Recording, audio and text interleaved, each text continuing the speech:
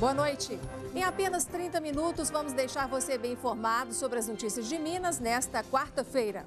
Polícia fecha laboratório de preparo e armazenamento de drogas em Belo Horizonte. 10 pessoas foram presas em flagrante. Santa Casa de Poços de Caldas consegue retomar atendimento a pacientes com câncer depois que Câmara de Vereadores antecipou devolução de verba à Prefeitura. E os camelôs? Como está a situação deles após a transferência para os shoppings populares aqui de BH? E pelas ruas do Hipercentro, será que ainda tem uma atuação clandestina? Nossa equipe foi conferir. Hoje é dia de São Francisco, santo protetor dos animais, e nós preparamos uma reportagem especial para discutir duas situações: os maus tratos e a opção de adotar um animal de rua ou comprar. Prefeitos mineiros fazem um manifesto pedindo que o governo do estado coloque repasses financeiros em dia. Esse é um dos assuntos do nosso comentarista Orion Teixeira. No futebol, o Atlético disputa daqui a pouco a taça da Primeira Liga contra o Londrina, lá no Paraná. E na nossa série Minas que dá certo, vamos falar de educação, mas de um jeito diferente. Nossa equipe acompanhou a visita de várias crianças a um museu repleto de situações de aprendizado. Mais informações sobre essas e outras notícias a partir de agora.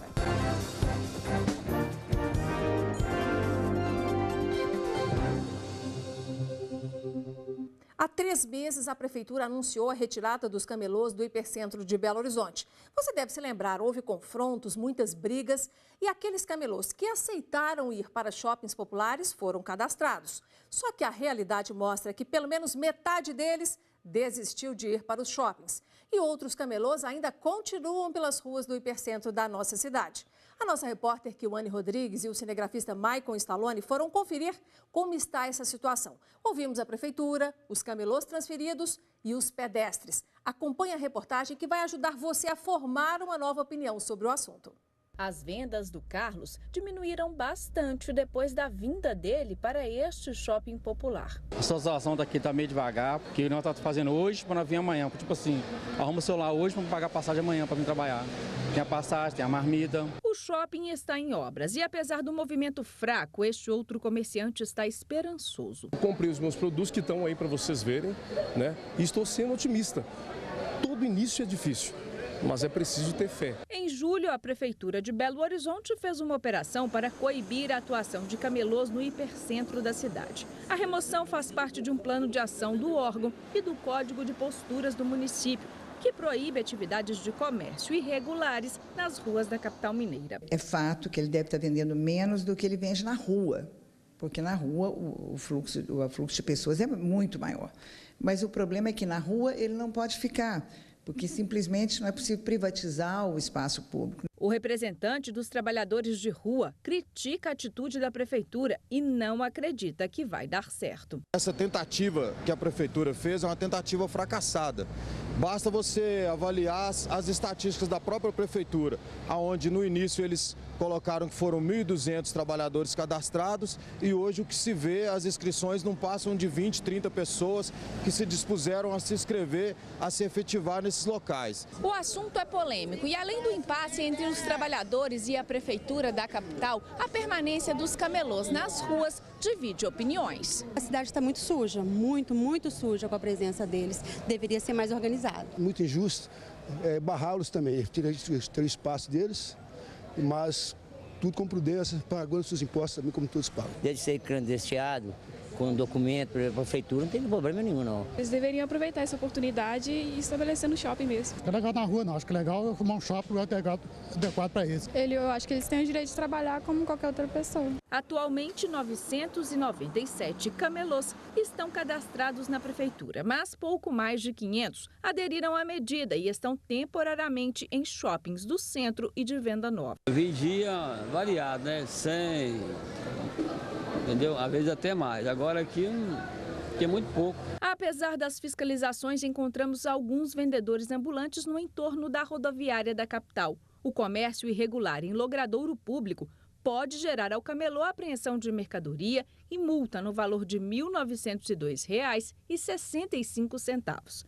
A Prefeitura ainda vai cadastrar os vendedores ambulantes com deficiência. Ele não pode ter um preposto, ou seja, uma pessoa trabalhando com ele, e ele não pode apoiar suas bancas, ter banca, mesa na calçada. É aquilo que ele puder carregar. Um laboratório de preparo e armazenamento de drogas foi encontrado pela polícia no aglomerado do Morro das Pedras, na região oeste da capital. Lá, além dos utensílios utilizados para o preparo das substâncias, mais de 1.800 pinos de cocaína e 100 porções de maconha foram encontrados. 10 pessoas foram presas.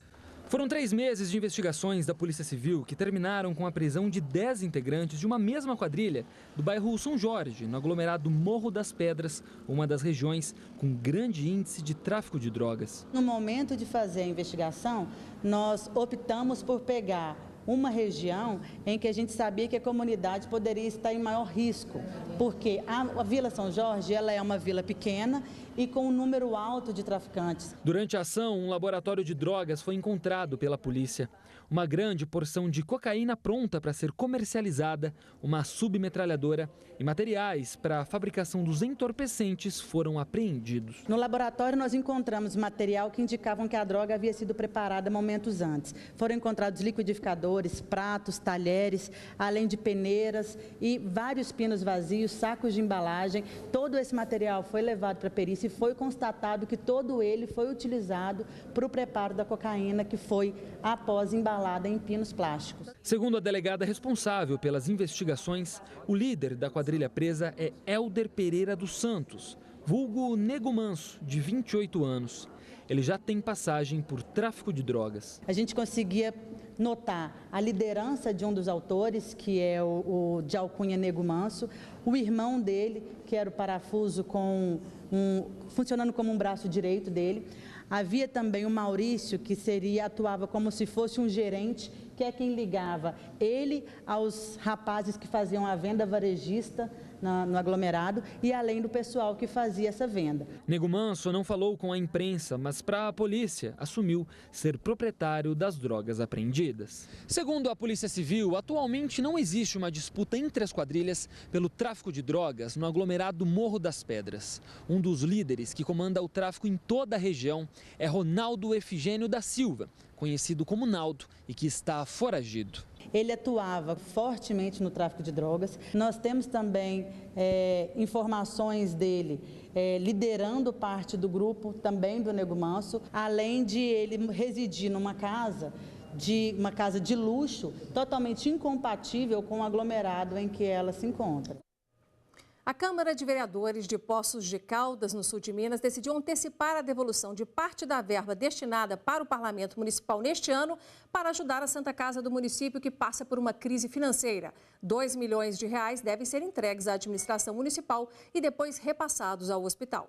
A Santa Casa de Poços de Caldas tem passado por momento de crise financeira em razão de gastar mais do que recebe. Recentemente, o setor de oncologia teve que suspender o atendimento de novos pacientes. Os convênios que o SUS faz com a Santa Casa para atender a população, eles já estão defasados há muito tempo. Ou seja, a gente atende muito mais pacientes do que é contratuado para fazer. Após a Câmara Municipal de Vereadores ter anunciado a antecipação do repasse financeiro à Santa Casa, o setor de oncologia aos poucos vai voltando com o processo de triagem e atendimento aos pacientes. O setor de oncologia de Poços de Caldas atende pacientes de 80 municípios. Pacientes como o senhor José, que saiu às 3 horas da manhã da cidade de Marmelópolis em busca de atendimento e que sabe da importância do serviço prestado. Isso aqui não pode parar, né? Quanto de gente que tem aqui, você vê de quantas cidades que tem aqui. Agora, se parar, como é que a gente vai fazer? O prefeito de Poços de Caldas, Sérgio Azevedo, disse que vai agendar uma reunião com os prefeitos das cerca de 80 cidades cuja população é atendida pela Santa Casa para discutirem uma maneira de evitar que o hospital volte a ter crises como essa. Com maioria folgada, senadores decidem adiar para o dia 17 de outubro a votação sobre o afastamento do senador Aécio Neves, que seria feita ontem. Com essa mudança, a nova reunião do Senado será realizada após a decisão do Supremo Tribunal Federal, que vai se reunir na quarta-feira da semana que vem para definir se o Congresso pode ou não ter a palavra final sobre medidas cautelares impostas a parlamentares, assim como ocorre no caso de prisões. Há 8 dias, o senador mineiro está afastado das atividades parlamentares. E esse é um dos assuntos que vamos abordar agora na conversa com o nosso comentarista de política, o Orion Teixeira. Orion, o governador Fernando Pimentel, inclusive, externou aí um apoio bem claro à decisão do PT de apoiar o Senado para que não avance essa questão da cassação ou mesmo do impedimento de trabalho do senador Aécio Neves. Como é que a gente enxerga isso? Que significado tem isso de parceiros, de políticos que são antagonistas políticos, né? Boa noite. Boa noite, Inácio. Boa noite a todos. Pode parecer estranho, mas não é apoio do PT a Aécio Neves. Na verdade, muitos partidos, como o PT, consideram que o STF, o Supremo, extrapolou em uma decisão da qual não existe previsão constitucional e nem o senador estava sendo julgado. Mas a situação de Aécio Neves está bem encrencada politicamente. Pelo placar de ontem, 50-21, ele está perdendo apoio político. Do partido dele, apenas 2 dos 10 senadores o apoiaram. Mais grave, do partido aliado, o PMDB, do presidente Michel Temer, apenas 6 dos 23 apoiaram Aécio Neves. Então, a tendência dele agora é reconstruir isso ou caminhar aí para uma cassação. Ok, a gente tem outro assunto para tratar com o Orion, que é o seguinte.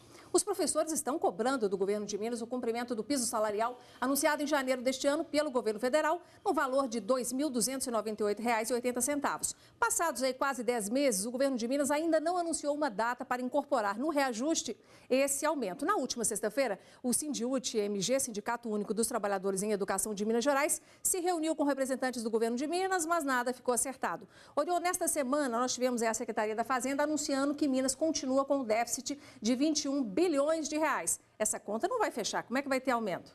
Olha, por enquanto o governo está descumprindo aí com 10 meses, como você disse. Mas eu acho que vai pagar. O professorado está paciente, não fala em greve. O projeto sequer chegou à Assembleia, que é o reajuste de 7,6% desse piso salarial. Então temos que aguardar realmente ver se o governo vai conseguir fazer isso aí ainda neste ano. E a gente tem outro assunto que envolve o governo de Minas, que é o seguinte, gente, os prefeitos aqui do estado fizeram um manifesto por escrito ali, pedindo ao governo de Minas que coloque em dia alguns repasses, entre eles o Programa Estadual de Transporte Escolar, no valor de 125 milhões de reais, serviços de saúde pública, pouco mais de 1,5 bilhão de reais, em um levantamento feito até março deste ano, e repasses do ICMS no valor aí de cerca de 50 milhões de reais. Nós entramos em contato com o governo de Minas, que nos enviou uma nota, informando que está aberto ao diálogo com os prefeitos e prova disso foi a criação em 2016 da Secretaria Extraordinária de Desenvolvimento Integrado e Fóruns Regionais, que possui a atribuição específica de atender as demandas de cada cidade.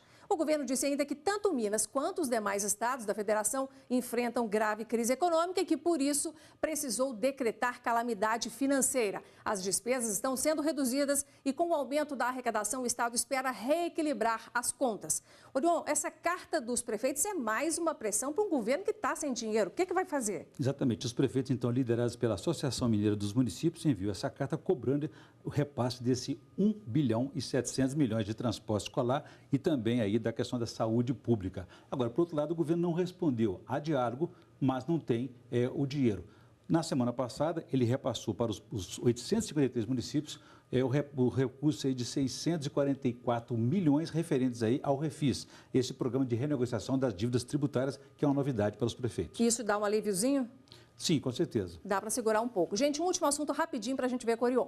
É o seguinte, a ex-presidente Dilma Rousseff tem até sexta-feira agora para transferir o título eleitoral dela para Belo Horizonte e, dessa forma, poder concorrer a uma das vagas de Minas no Senado, como quer o PT. Ela vai fazer isso, Orion? Olha, o deputado estadual Rogério Corrêa lançou uma campanha nas redes sociais para colocar mais pilha nisso aí, para estimular a ex-presidente a voltar para Minas Gerais. Eu acho que as chances maiores é de ela ficar no Rio Grande do Sul e se disputar o Senado. E 10% de chance, talvez, de voltar para Minas Gerais. Tem até sexta-feira para decidir e disputar o Senado por aqui. A gente traz a notícia aqui. Obrigada, Orion. Até semana que vem. Boa noite.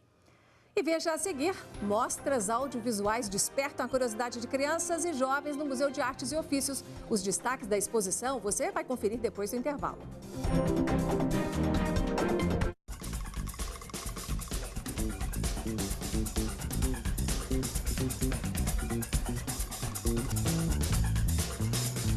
De Malas Prontas. Assista às terças e sextas uma série com incríveis roteiros turísticos do nosso estado. Às 6:50 da noite no Jornal Band Minas. Oferecimento CEMIG 65 anos. Nossa energia, sua força. Minas Gerais. Diálogo, equilíbrio e trabalho. Guanabara, grandes atrações pra você. Todo Skyfall. Vem curtir, divertir. Parque Guanabara, uma experiência grandiosa. economia com prêmios é aqui na Rede G Minas, a marca da construção. Promoção compra premiada. Saiu o segundo Fiat Mobi zerinho. Parabéns! O ganhador é o senhor Rogério Sampaio, da cidade de Contagem. Faça como ele e concorra, porque vem aí mais um carrão para você. O próximo sorteio é dia 16 de janeiro de 2018. Corra, ainda dá tempo de participar. A cada R$50 em compras, você concorre. O Atlético disputa daqui a pouco a taça da Primeira Liga contra o Londrina no Estádio do Café, lá no Paraná.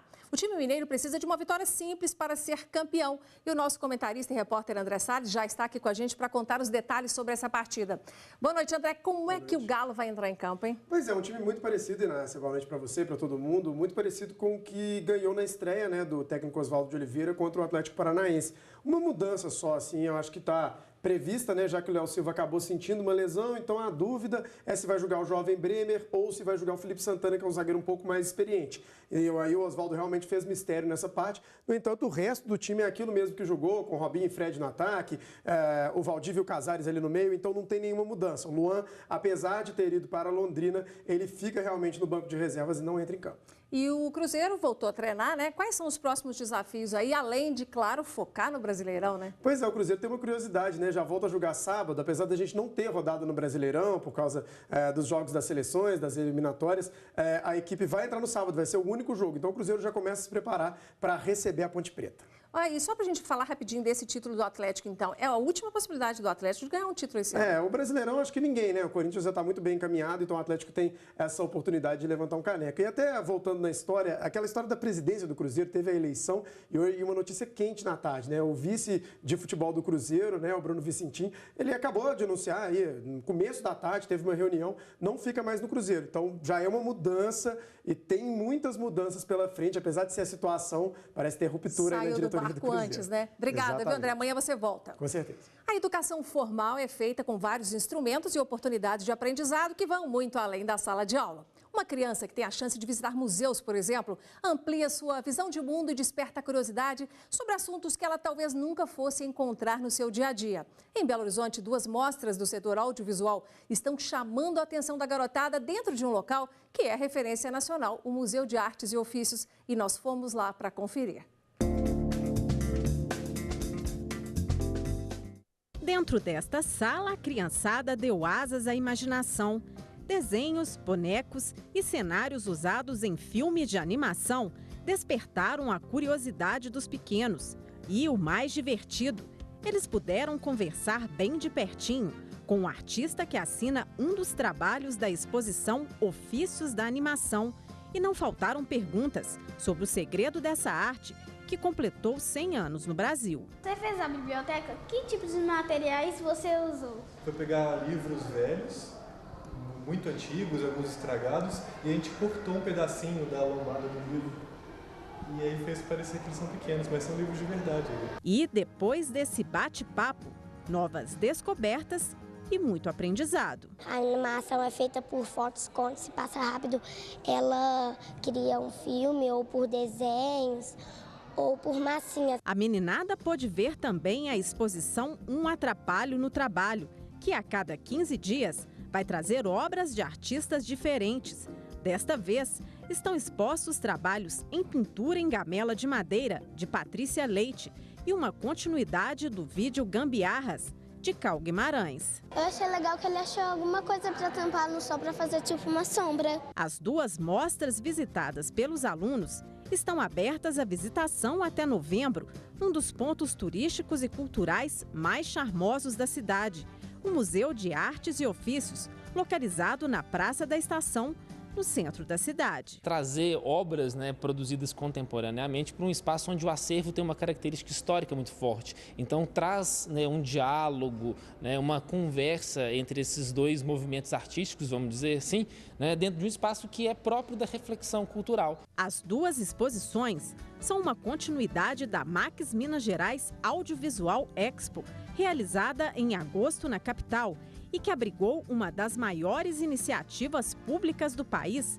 de fomento ao cinema, televisão, internet e games. O evento foi promovido pelo governo de Minas por meio da Companhia de Desenvolvimento Econômico de Minas Gerais, a CODEMIG, e parceiros como o SEBRAE, o SESI e a FIENG. Uma programação cultural aberta aí para a sociedade, até para trazer essa discussão também, não só para quem é da área, a importância do investimento na cultura, na economia criativa, né, envolvendo aí toda a sociedade e o nosso estado como um todo. O incentivo ao setor audiovisual integra o programa Minas de Todas as Artes, lançado em 2015. A iniciativa inédita e estratégica busca alavancar o desenvolvimento de novos negócios que gerem empregos e renda para o Estado. Para isso, até o fim de 2018, serão investidos mais de 50 milhões de reais em editais de fomento e fortalecimento, com iniciativas de valorização de vários setores da indústria criativa, entre eles o de audiovisual.